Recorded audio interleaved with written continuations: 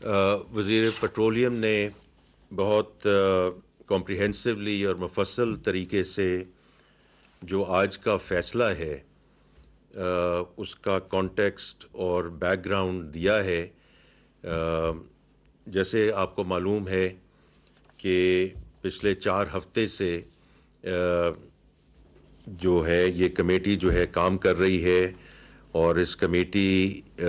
میں وزیر پیٹرولیم کا آبویسلی بہت کلیدی کردار ہے. ہمارے دوسرے اس میں کیبنٹ کولیگز ہوتے ہیں، اور ہر روز ہم دیکھتے ہیں کہ مالیکیول کہاں اویلیبل ہے، پرائسنگ ٹرینڈز کیا ہیں. ابھی بڑی اچھی طرح انہوں نے بتایا کہ جو ہمارے ہمسائے ممالک ہیں، جو ساؤتھ ایسٹ ایشیا کے ممالک ہیں، افریقہ کے ممالک ہیں، وہاں کس قسم کے ایشوز ریز ہوئے ہیں، اور الحمدللہ پاکستان میں اس قسم کی جو کیفیت نہیں آئی. لیکن جیسے انہوں نے بتایا کہ محدود وسائل ہیں. We could go as far as we could, اور on the back of that یہ جو آج کا ڈیسیجن ہے جو وزیر پیٹرولیم نے ٹرانسمیشن کے بارے میں جو اعلانات کیے ہیں، both on the petrol side and on the diesel side, یہ جیسے انہوں نے بتایا ملک کی قیادت کے ساتھ اور ان کی مشاورت کے ساتھ اور ان کی رضامندی کے ساتھ یہ جو فیصلے ہیں یہ وزیر پیٹرولیم نے آپ کے سامنے پیش کیے ہیں. اور اس میں صرف ایک بات کروں گا کہ ہم پیٹرولیم پہ تو اس وقت آبویسلی بہت فوکسڈ ہیں، لیکن میں جب اپنے جو وزرائے خزانہ ہیں جو ڈفرینٹ ممالک میں ہیں، اور وہاں جو اس وقت فوڈ سیکیورٹی کی ایشو ہے، that is becoming even a larger problem than the petroleum problem. تو اس وقت جو کھاد کی جو پیٹرولیم منسٹری اس میں لیڈ لے رہی ہے کہ باہر سے جو بوریاں آنی ہیں یا باہر کی قیمت ہے 15,000 ہے یا 4,000 ہے، اور اس طرح ہم اپنی فوڈ سیکیورٹی کو کیسے اس کے ضامن بن رہے ہیں تاکہ خدا نہ خواستہ یہ جو صورتحال ہے یہ پاکستان میں نہ آئے. تو میں صرف اس کا ایک تھوڑا سا مینشن کرنا چاہتا تھا. اچھا، اب جو انہوں نے ذکر کیا ہے اس کے سلسلے میں جو قیادت نے فیصلہ کیا ہے کہ ہم اس کے بیسس پہ کہ ٹارگیٹڈ سبسڈی پروگرام کا اعلان کر رہے ہیں، تاکہ ریلیف جو ہے، جیسے انہوں نے کہا کہ وہ بلینکٹ ریلیف نہ ہو، انہی طبقات تک پہنچے جو اس کے حقیقی حقدار ہے. اور اس کا مقصد یہ ہے کہ جو غریب اور متوسط طبقہ ہے اس پہ مہنگائی کا جو بوجھ ہے وہ کم سے کم ہو. اور اب وزیر اعظم صاحب کی قیادت میں وسائل کا رخ وہاں موڑا جائے گا جہاں ضرورت سب سے زیادہ ہے. So that is the basic principle. اچھا، اس کے بیسس پہ اب جو میں کچھ جو ڈیسیجنز ہوئے ہیں آج میں ان کو ابھی بیان کرتا ہوں. پہلے تو یہ ہے کہ جو موٹر سائیکلز 2 ویلرز کے لیے جو امداد دی جا رہی ہے یا سبسڈی کا ہم اعلان کر رہے ہیں، وہ یہ ہے کہ 100 روپے پر لیٹر، اور اس کی جو کیپ ہوگی، جو میکسیمم اس کا اماؤنٹ ہو سکتا ہے، وہ 20 لیٹرز ہر مہینے کے لیے. اور یہ اگلے 3 مہینے کے لیے یہ جو سبسڈی ہے یہ دی جائے گی for motor bikes and motor cycles. دوسرا یہ ہے کہ جیسے انہوں نے ذکر کیا کہ زراعت 24% ہے ہماری جی ڈی پی کا، اور اب آگے کٹائی بھی آ رہی ہے، ہارویسٹنگ کا ہے جو اب آلریڈی شروع ہو چکی ہے. تو چھوٹے زمینداروں کے لیے 1,500 روپے پر ایکڑ یہ ون ٹائم سبسڈی دی جائے گی، تاکہ ہارویسٹنگ کے وقت، کیونکہ ڈیزل کا استعمال ہوتا ہے اس میں زیادہ، تو اس میں ان کی پوری امداد کی جائے.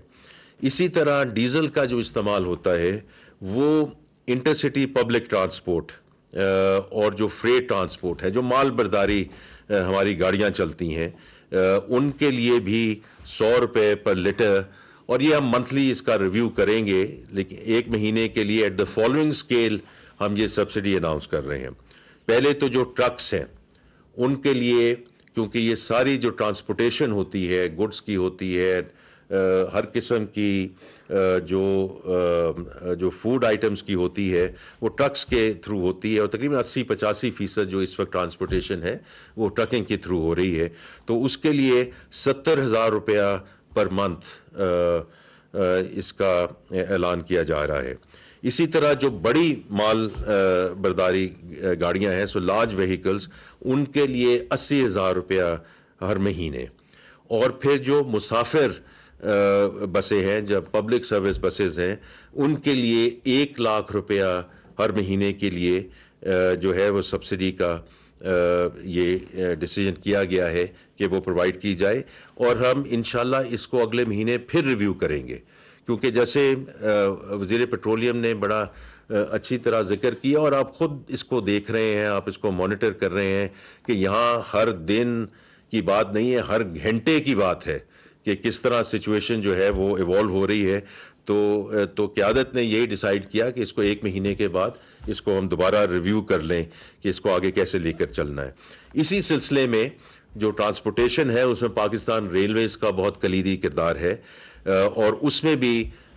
جو فیڈرل گورنمنٹ ہے وہ اس میں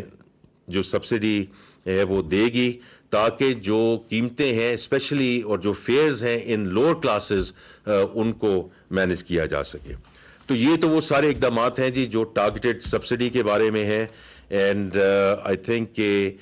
جہاں جیسے انہوں نے ذکر کیا وزیر پیٹرولیم نے کہ from blanket subsidy, full transmission, اور پھر ٹارگیٹڈ سبسڈی کی طرف جو ہے ہم آگے جائیں، تاکہ کیونکہ ہمیں معلوم نہیں ہے کہ یہ 1 ہفتے کی بات ہے، 2 ہفتے کی بات ہے، 1 مہینے کی بات ہے، but also because the energy infrastructure has been ہٹ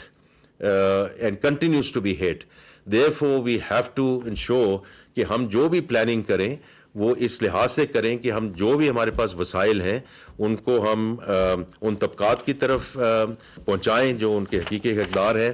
اور دوسرا جو مارکیٹس کا بھی ریئیکشن ہے جی وہ بھی آپ کے سامنے ہے،